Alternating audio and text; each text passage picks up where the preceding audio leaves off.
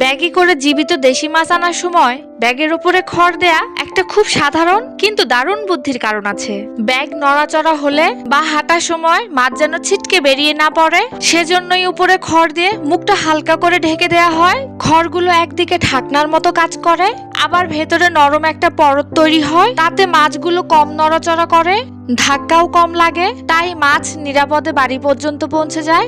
আর বিলের টাটকা দেশি শিং কই, এই মাছগুলো স্বাদই আলাদা।